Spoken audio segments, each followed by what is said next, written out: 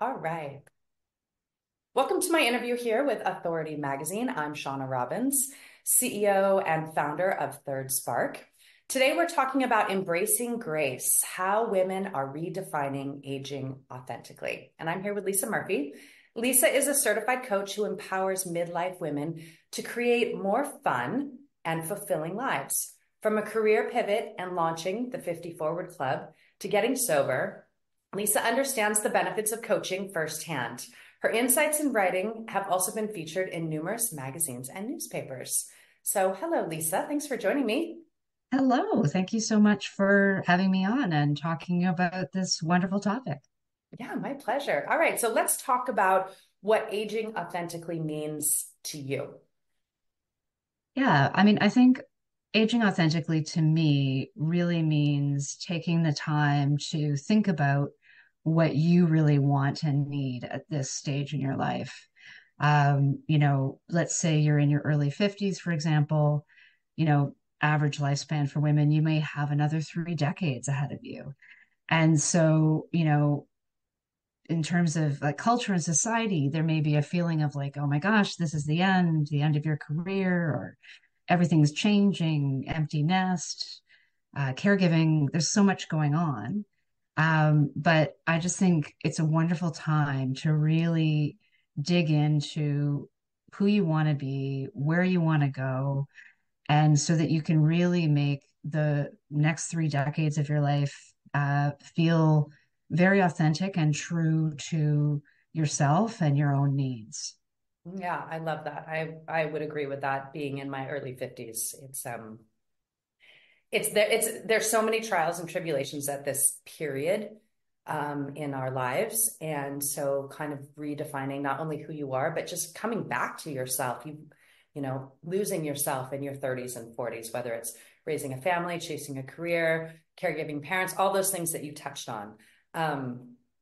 Not, really coming back into like that question of who am I? What do I love? What am I passionate about? What's my purpose at this stage in the game? And I love that you bring up the 30 years because that's why my company's named Third Spark. It's that third section of life. And I think it's fascinating that, women 100 years ago really didn't live past the age of 47. I mean, they had menopause and then 10 years later, that was it. Their life was done. And now we have this gift of having, this third spark. And so how do we best use it, is such an important thing for women to be defining for themselves.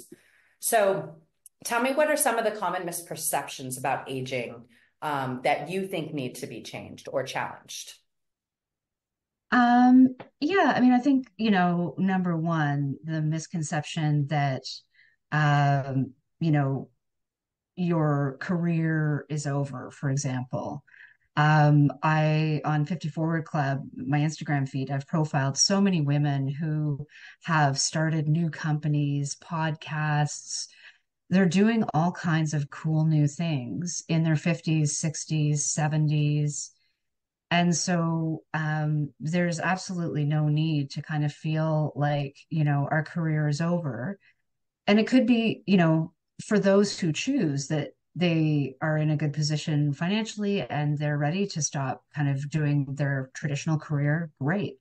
But for those who kind of want to continue doing new things, there's infinite possibility. So, although, of course, we are living in an ageist culture, there's no question. I know many women, I'm 54. I know many women in their late 40s or, mid 50s who, if they haven't been downsized, maybe they have been felt marginalized in the workplace. So I'm not denying the ageist reality of culture, but I am really encouraging women to really think about kind of what's possible for them and that it is possible to kind of create a whole new career or just follow your passions, as you say. I love that. That's really inspiring. Yeah. I agree with you 100% on that. So, Yeah. in your article, you talk about the 5 ways that women can age authentically. Can you give us an idea of what you see those 5 ways as being? What kind of tips that you give to your clients or the women that are in your Forward 50 club? Absolutely. I mean, I think the number one thing is really to take the time to explore what you want next, to think about where you would like to be, 5 years from now, so that you can really sort of start to think about who you are. And as you said, sometimes it's not necessarily a reinvention per se, it's more of a reclaiming. But we really need that time to think about what will help us live in an authentic way. I think also, as discussed, thinking about, what do I want to do next, whether it's in my career or just in my, time, what passions do I want to pursue? What new skills do I want to gain? This is an incredible time where we can continue to evolve and learn. And so, really thinking about that is so key. I think also uh, giving yourself the opportunity to think about your mindset and how it impacts how you feel. Um, and particularly in a society that expects us to be, incredible workers, moms, caregivers, children, like elderly caregivers, where there's a lot of expectations of what our role should be, both externally, but also internally. Mhm. And so it's so important at this stage in our lives to really think about some of the thoughts that we're thinking and how it's impacting how we feel, and to kind of push back on some of those thoughts about who we should be that may not be serving us anymore. And also, from a, sort of aging and beauty perspective, really giving ourselves the opportunity to think about what does beauty mean to us inside and out. And again, it's a very youth obsessed culture. Um, I think women in their 50s, 60s, 70s, and 80s look incredible. I love the fact that there's just this huge diversity now of what beauty is and celebration of the beauty that we have. And so there's another opportunity there, I think, to kind of, from a personal perspective, kind of think again about some of the thoughts or mindsets about, what beauty means to you, what aging is, or the feelings about our body, like, for example, sure, yeah, my right knee is kind of hurting these days. But, I also have this body that helps me do all kinds of incredible things, and I'm grateful for that. So kind of reframing how we feel about ourselves and our own personal beauty. Mhm. Um, and just sort of starting to pursue our dreams, and to celebrate our wins, however small as they are. And that means celebrating small wins every single day. It means celebrating wins as we move towards goals. And it's also about redefining what wins are, because sometimes, we think that we may have been socialized or, thought up until now, like the only wins are having a huge salary or, getting another degree or, but what if a real win is actually carving out more time for people who really fill your cup? That's a win. That's a huge What one. if a win is taking time for yourself to kind of explore your feelings? Like, that's a win. So really just kind of redefining what wins are and celebrating them. Wow, that's great. I hope that anybody listening to this or watching this is really inspired to take your advice seriously, because I do think that those really make a really big difference in your mindset around aging and aging authentically. Yeah. So, what Mm. advice would you give to someone who's struggling with aging? I know that sometimes with menopause comes a level of grief, and I've seen that with my clients, I've seen that with myself, a loss, a sense of my youth is behind me, my childbearing years are behind me, and not really knowing what you're going into as far as the journey of aging and the journey of menopause. So what advice would you give to somebody who's maybe in that perimenopause stage who's struggling with it? Yeah, I mean, many of my clients are in that stage, and I myself was in that stage about 5 years ago. So, first off, you're not alone. It is going to get better. The perimenopausal symptoms are real. Things like anxiety, depression, obviously sleep difficulties. It's not in your mind. And if you have a doctor that is not helping you address some of those symptoms, then keep looking for a new doctor if you can. I know it's not always easy. But, you know, it's completely understandable that we come to this stage. And as you say, we've got that feelings of grief, the change, not knowing what to do next.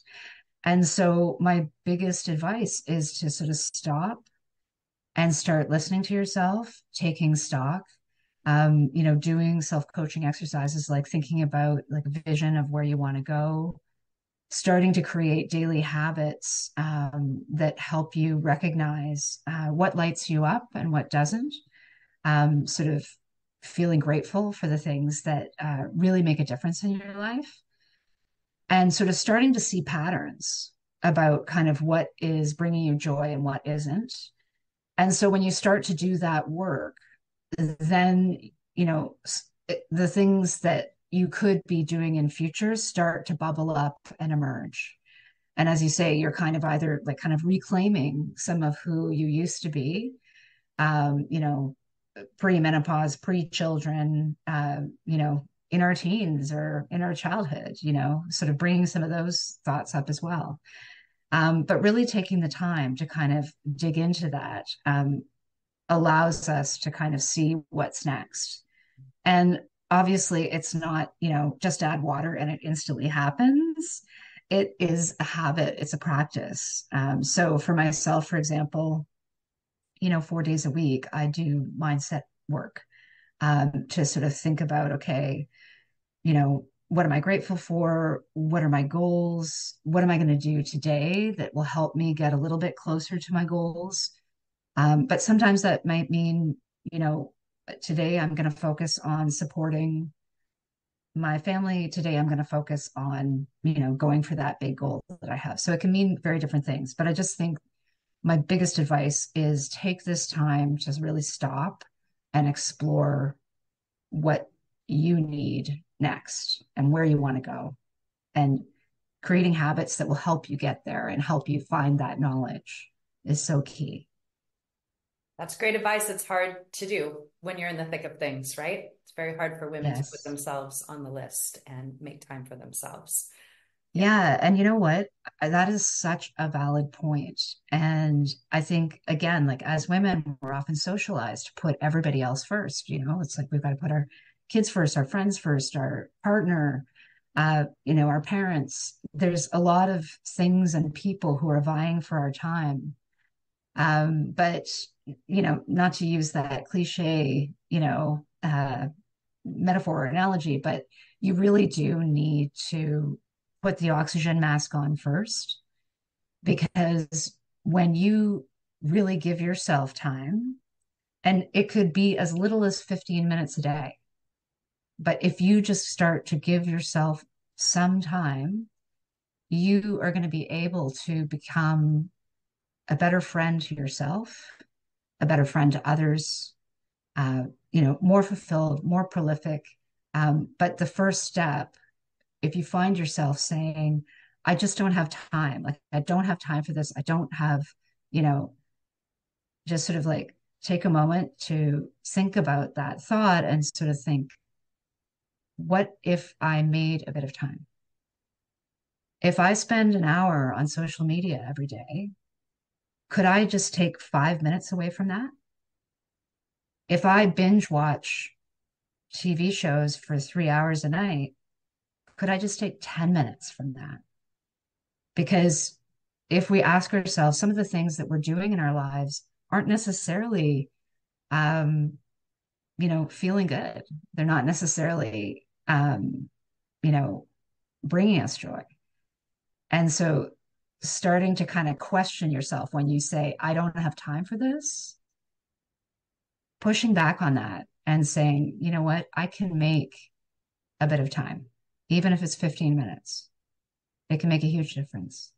Yeah, that's the value of working with a coach, isn't it? I know that how powerful it's been for me personally to work with coaches and then also coach others. It really helps to keep you on track and keep you accountable to yourself, which is really important. All right, so how can people find you? Where can they follow you and connect with you? Yeah, well, they can visit my website, coachlisamurphy.com. They can see me on Instagram or Facebook at Coach Lisa Murphy. And they can also follow my 50 Forward Club Instagram feed, which is at 50 Forward Club. And you can follow it even if you're 35. I have lots of clients who are in their 30s who are kind of asking these questions as well, and kind of thinking about career pivots and also thinking about what's next for them, what they want their 40s, what they want their 50s to be like.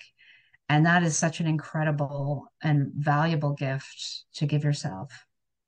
Yeah, wonderful. Great, Lisa. Well, I look forward to connecting with you. I can't wait to see what you have and what you offer. And I really appreciate this conversation that we had today. Aging authentically is something that's really important to me, like we talked about beforehand. And I think that the more we open up these conversations and kind of give women different options, different things to think about, different ways to consider, just how they want to live the rest, that third spark of their life, the more empowered they become, the more elevated they become, and just the better our society and world becomes as a whole when we elevate and empower women. So thank you so much for Couldn't joining. agree more.